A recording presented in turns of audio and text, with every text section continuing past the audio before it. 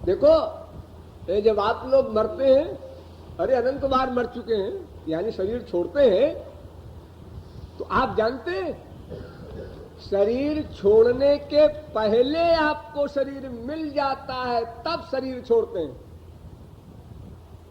बहुत ध्यान से समझिए, इस शरीर को छोड़ने के पहले आत्मा को दूसरा शरीर मिल जाता है, तब वो इस शरीर को छोड़ता है।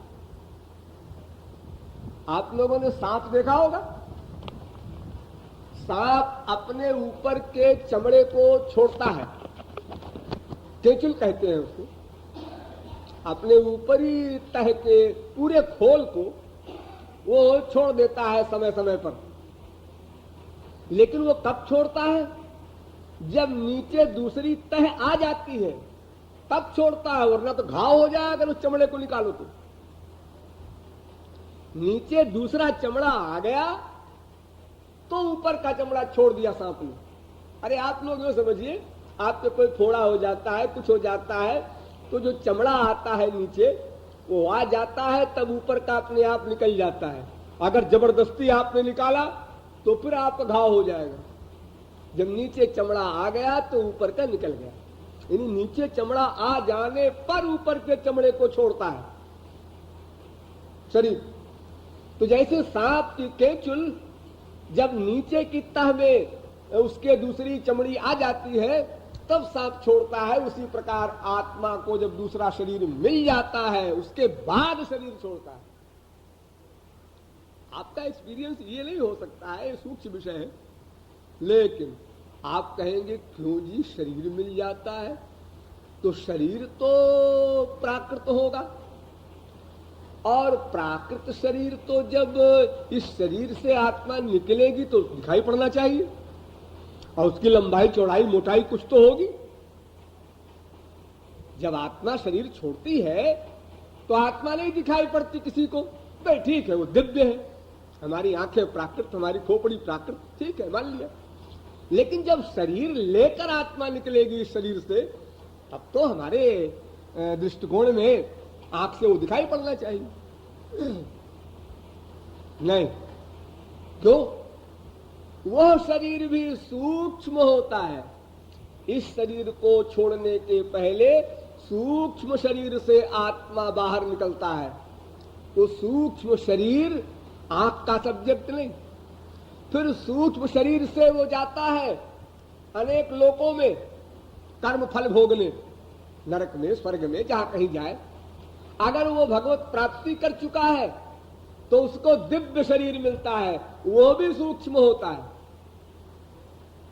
और अगर भगवत प्राप्ति नहीं किया, स्वर्ग जाना है तो स्वर्ग संबंधी शरीर मिलेगा, अगर नरक जाना है तो नरक संबंधी शरीर मिलेगा। सारे शरीर सूक्ष्म होते हैं, और उसी सूक्ष्म शरीर को लेकर के मां के पेट में भी जाएगा अगर कहीं जन्म लेना है। इस स्थूल शरीर जो आपके है, इसके साथ आपका एक सूक्ष्म शरीर भी है, एक कारण शरीर भी है। तीन तीन शरीर आप ही के पास हैं, कहीं से उधार नहीं लाना।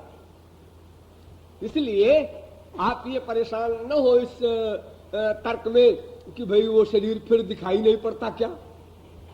हाँ, वो शरीर दिखाई नहीं पड़ता।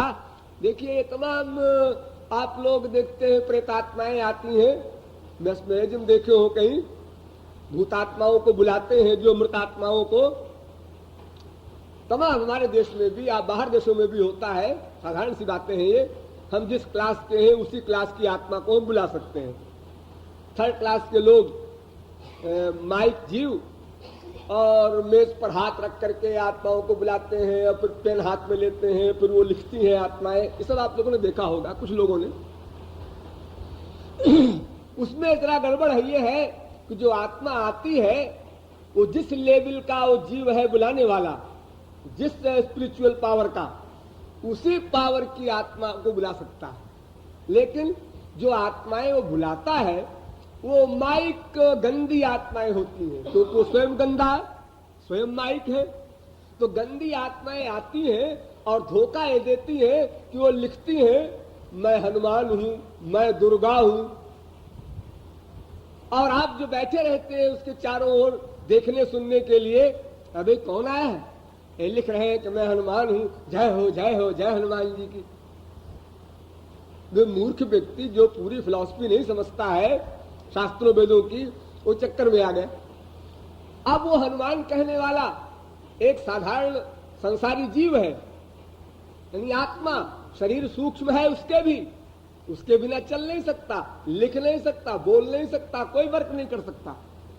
जितनी आत्माएं होती हैं ये शरीर युक्त ही रहती हैं, चाहे भोग योनि में रहे चाहे कर्म योनि में रहे, कहीं भी रहे। तो पूर्वे आज जैसे संसार में आपको कोई न जानता हो, कहीं पर ट्रेन में जा रहे हो, आप साहब क्या करते हैं, अब आप कुछ भी कह दीजिए, कलेक्टर है कमिश्नर है कुछ भी आप कह दीजिए, तो आप कौन सा सर्टिफिकेट मांग रहा है आपसे कोई। हम साहब व्यापारी है, क्या हमारे 4 मिले हैं, बोल दो, मनमाना गप झोंक दो, उसमें क्या लगता है, जरा प्रभावित हो जाएगा, बहुत बड़ा आदमी है। ऐसे ही वे आत्माएं जो आती हैं बुलाने पर, वो ऐसे झूठ बोल करके लोगों को अपना ठगा करती है, मनोरंजन किया करती है, और मूर्ख लोग जा जा करके वहां अपनी मनौती करते हैं, हमारी ये कामना पूरी हो जाए वो पूरी हो जाए। ये सब बकवास की बातें हमारे देश में खूब हो रही है जगह जगह। लेकिन ये फिलॉसफी समझे रहो कि महापुरुष को महापुरुष ही बुला सकता है, भी नहीं।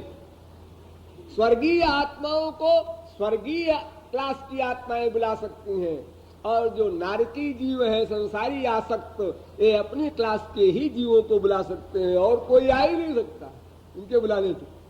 जैसे भक्त भगवान को बुलाता है क्योंकि वो दोनों एक क्लास के हैं, मायातीत हैं, ऐसे ही जिस क्लास का बुलाने वाला होगा, जैसे तमाम भूत प्रेत आप लोग देखते हैं ना, उसकी खोपड़ी पर देवी जी आई है, उसकी खोपड़ी पर हनुमान जी आए हैं, ये सब बकवास झूठ। सारे विश्व को मैं चैलेंज करता हूं, कोई सामने आकर सिद्ध करे।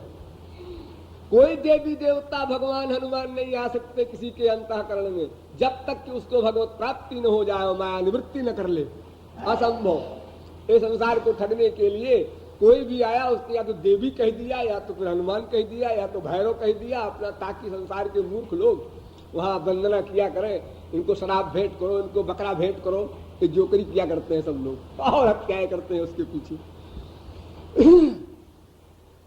तो आत्मा सदा शरीर युक्त रहता है, शरीर से पृथक नहीं होता, चाहे स्थूल शरीर हो, चाहे सूक्ष्म शरीर हो, चाहे दिव्य शरीर हो। तो देखो, एक आत्मा मैं, एक शरीर मैं, लेकिन शरीर प्राकृत है।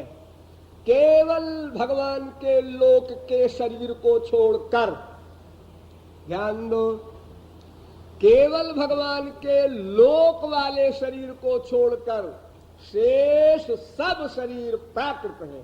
चाहे वो स्वर्गलोक के शरीर हो, चाहे मृत्युलोक के, चाहे नरक लोक।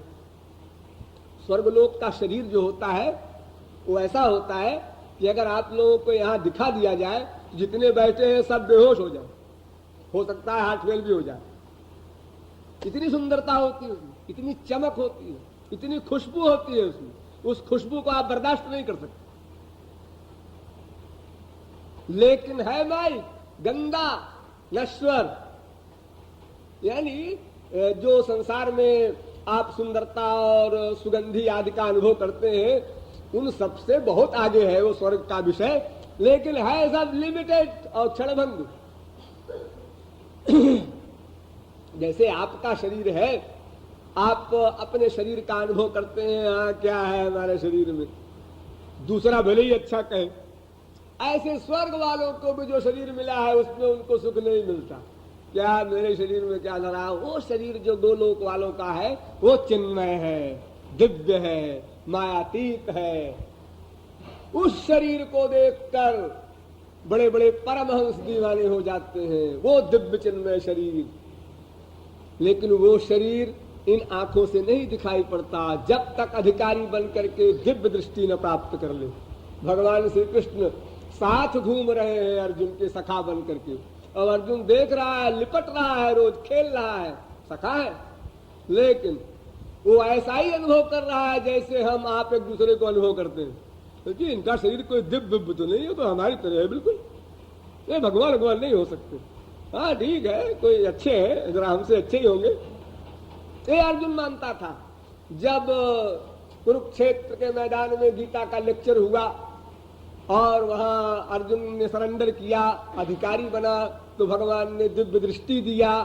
तब अर्जुन ने देखा, ये तो और कुछ भी है, ये हमको दिखाई नहीं पड़ते थे इस रूप में। ओ समझा, मैं अधिकारी नहीं था, मेरी आंखें प्राकृत थी। अब जब दिव्य शक्ति उसमें मिल गई, आ गई, तब इनका दर्शन हुआ। ठीक है, नेचुरल।